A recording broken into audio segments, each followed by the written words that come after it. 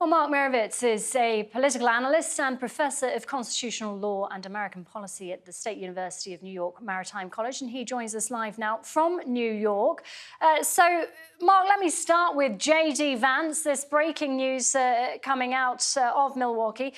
In pole position, as we just heard there from John, for a run in 2028. What do you make of Donald Trump's choice? I'm surprised by it because, Doug Burgum was originally a choice. And actually, to correct what was said before, there were four choices, which was Burgum, Marco Rubio, JD Vance, and Senator Tim Scott of South Carolina. Now, JD Vance is a junior senator who was elected. He's only been in office, I think, for about a year or so. But as was stated, correct, his book, which I've read, Hillbilly Elegy, what you've got there is a hardscrabble guy who grew up with poverty. His parents divorced. His mother's third husband adopted him. Then he was raised by his grandparents. I mean, it's kind of an American saga. So that's significant. But he's very much as extreme in a way as Trump. So one would have thought that maybe he would pick another alternative. Of course, Rubio was a problem because he's in Florida and you can't have the president and vice president from the same state. So I think that, it's a challenging pick. As some of the others seem to me to be better choices because you don't want to have a replicate Trump and then Trump's same idea, but maybe Trump wants to have someone that, is in agreement basically with his principles. Well, that's the idea.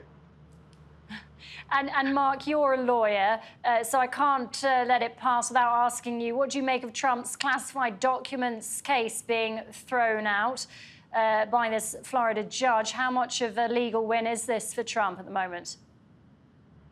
We don't know if it's a win yet because it's going to go to the Supreme Court, but here's the point. It's kind of like, I don't know if it's in mythology or otherwise, the stars are moving around. You had that terrible assassination attempt. You have Biden now, and his age issue is probably over. Biden's going to be the candidate. The classified documents case is dismissed. The immunity decision from the Supreme Court, a lot of those cases now, all of them, in fact, are now gone from the agenda until after the election. Most likely, Judge Merchan is going to dismiss, who knows, maybe the case in New York. So we're now focused on the election. So I do think all of this is really significant if you put it all together. We're focused on the election now, and it's going to be quite an extraordinary election because of what occurred on Saturday, obviously, which is the game changer. Absolutely. Now, Trump has said that he's thrown away his original acceptance speech for Thursday. How likely would you say, Mark, that it is that he'll tone down the rhetoric and call for unity and calm instead? Because that's the chat, isn't it?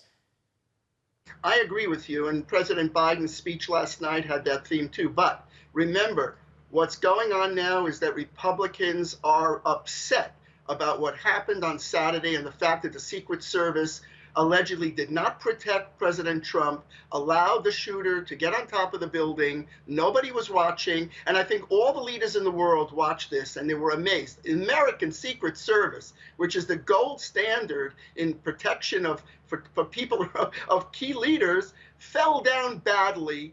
And we almost lost President Trump, was almost killed. So I think that Republicans this is a game change, earthquake moment in the Republican Party. What you're seeing is going to be not just unity, but of course, Trump has an epiphany in his life now. He almost died in this attempt. So I think you're going to see a different tone in the campaign from Biden and from Trump going forward.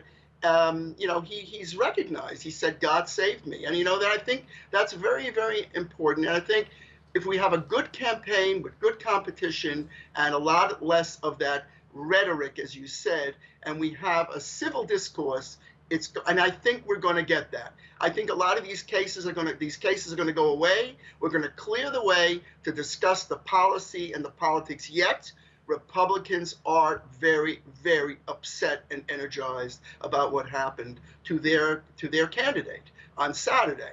And that's a part of it that's, I don't think, going to go away very soon until we get an idea of what actually happened on Saturday and how in the world did the Secret Service allegedly fall down completely and not protect a former president and possibly a future president. Atrocious, horrible, and unacceptable. And that would be for any country and any leader to have such a situation. So what do you think, Mark, that Saturday's assassination attempt will do for Trump's campaign? And if he does choose to tone down the temperature or the temperament, could this help him gain support from the few who are actually undecided still? Look, some commentators have said, significant commentators, that the presidency is lost. Trump has won. And there was one commentator writing that now that the Democrats have lost the presidency because of what happened on Saturday, they should start focusing on the Senate and the House of Representatives. I think there's some political truth to that. What you see now in this country is just a complete upheaval in our politics, no question. And I think Trump got a lot of sympathy throughout the country from independents, from Democrats, and certainly from the Republican Party in terms of his candidacy for president. So yes, I think this was a sea change. This was an absolute volcanic moment in American politics, and this will help Trump. I think so, because however you sit and whatever you think, and by the way, one thing, Elon Musk's tweet says a lot. I don't know if you saw it, but he tweeted a copy of the cover of the New York Times on Sunday morning, in which the New York Times wrote on its cover page in the opinion section, Trump has to go, he's a threat, whatever. And Musk says, this is just horrible. So the Democrats have to now figure out a way to win if they can win the Congress, they're fine. But I think they've lost the presidency, I think. Mark, as ever, we really appreciate your time. Mark Meirowitz speaking to us live there from New York.